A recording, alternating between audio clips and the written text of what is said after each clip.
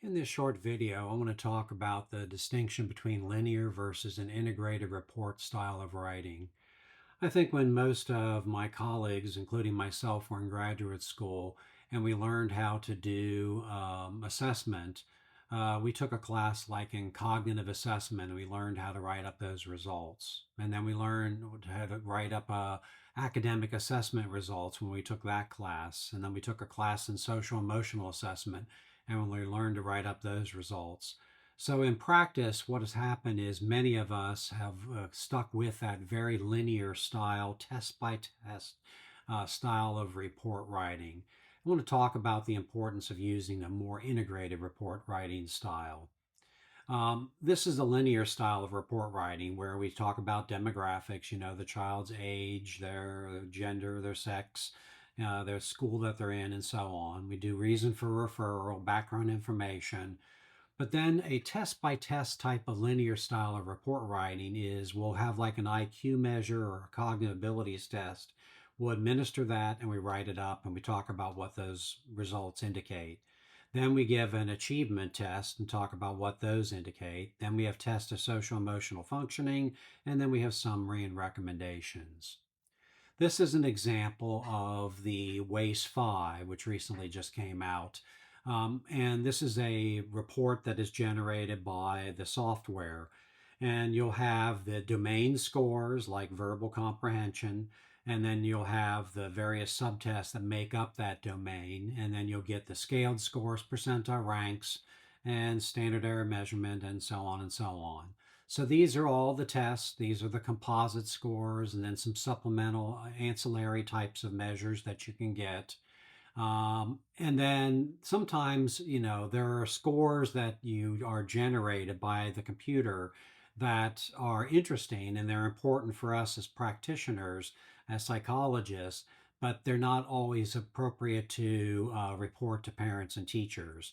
So that's why I put an X through some of the pairwise comparisons. You may not want to include that in a report to parents and teachers.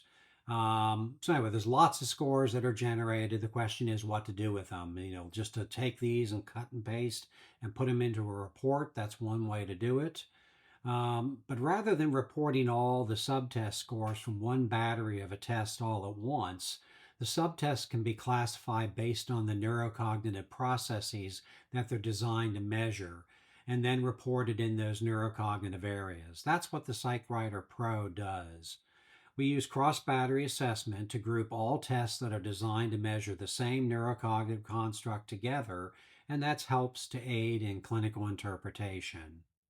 This is the model of the integrated school neuropsych CHC model, of which the school Psych Writer Pro is based on.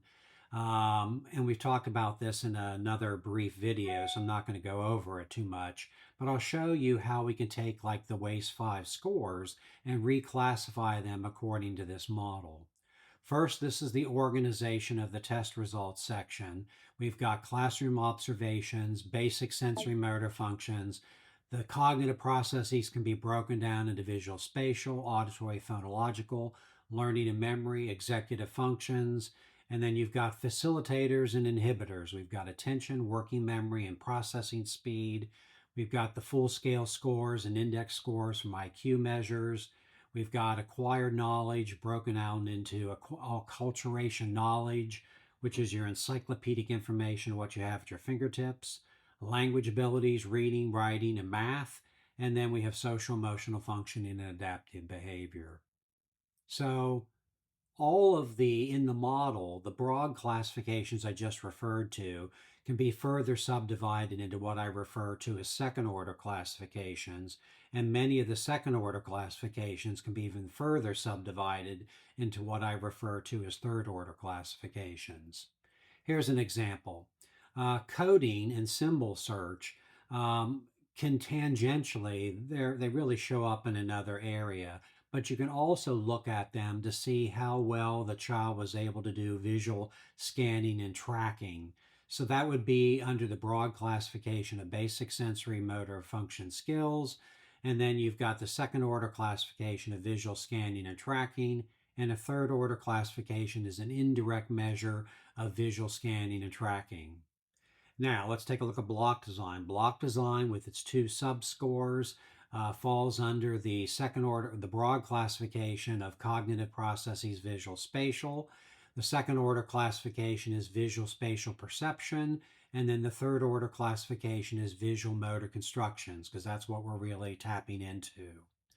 Visual puzzles is falling still within visual spatial cognitive processes, but it's more related to visual spatial reasoning.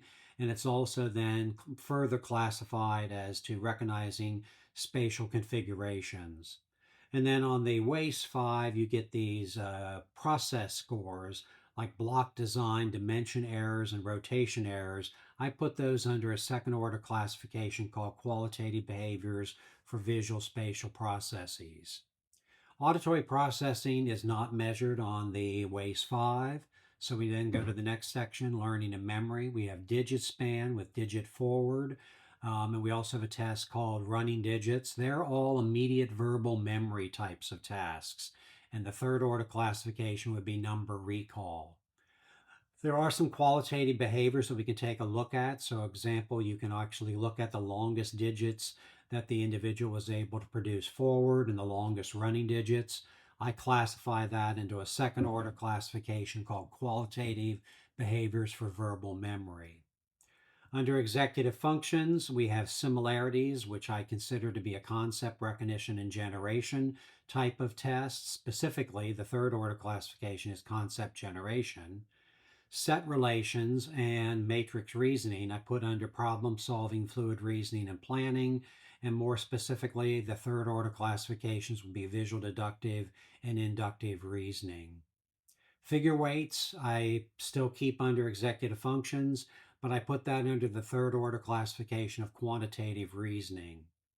Then in the area of attention, we have digits forward, running digits, and symbol span. That can be looked at as a aspect of attentional capacity. What you're looking at here is a load factor. As you go from memorizing 2 digits to 3 digits to 4 digits to 6 digits, performance may suffer. That's an attentional capacity type of problem, and that can be looked at very systematically compared to the verbal immediate memory aspects of the test. These are the things that fall under working memory. The WACE 5 does a really nice job of tapping into working memory. Arithmetic, digit sequencing, digit backwards, and letter number sequencing are all examples of verbal working memory.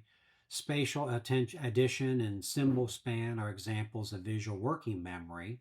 And then you've got some qualitative behaviors that fall under qualitative behaviors for working memory. You can look at the longest digit generated during sequencing, digits backwards, and letter number sequence as well. And then we have processing speed, or speed, fluency, and efficiency of processing. I've got a second order classification called performance fluency. These are things that can be done very automatically without memory retrieval. So coding, symbol search, and naming speak quantity are all examples of that. But they break down into a couple different third order classifications. Coding is an example of perceptual fluency. Same thing with symbol search. And then naming speak quantity is an example of naming fluency.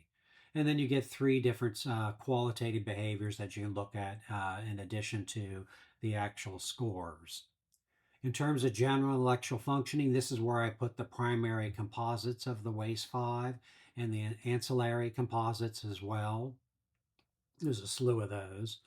Comprehension and information I put under acculturation knowledge, which is a semantic memory type of task. More specifically, it taps into general information.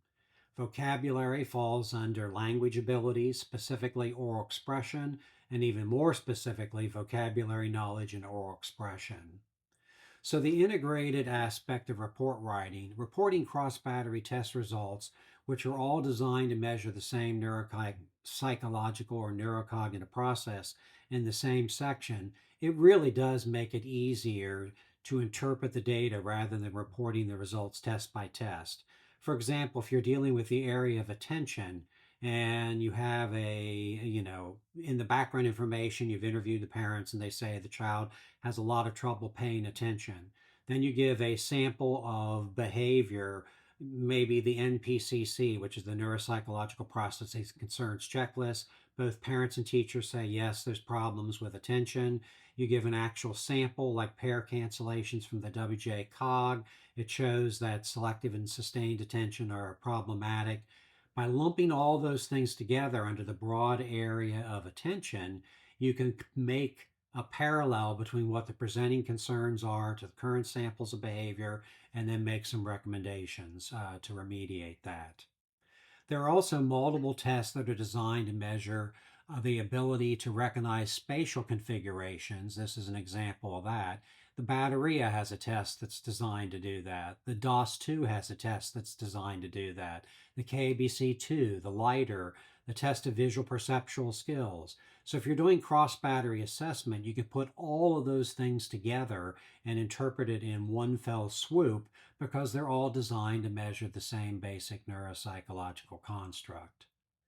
After the examiner enters test scores into the PsychWriterPro program and saves the data, the test scores are automatically classified according to the Integrated School Neuropsych CHC model. Test scores are automatically placed in the proper tables for further interpretation. So, to summarize, the linear test by test reporting of test scores is easier to do, but test interpretation is often limited to each test. It's harder to make the parallel interpretation to other measures of the same construct. The integrated style of report writing, reporting cross battery tests designed to measure the same underlying neurocognitive process, takes more time if it's traditionally done manually, but the PsychWriter Pro software makes the integrated style of report writing easy by automatically classifying test results into the tables based on what the tests were designed to measure and following the integrated SNP model.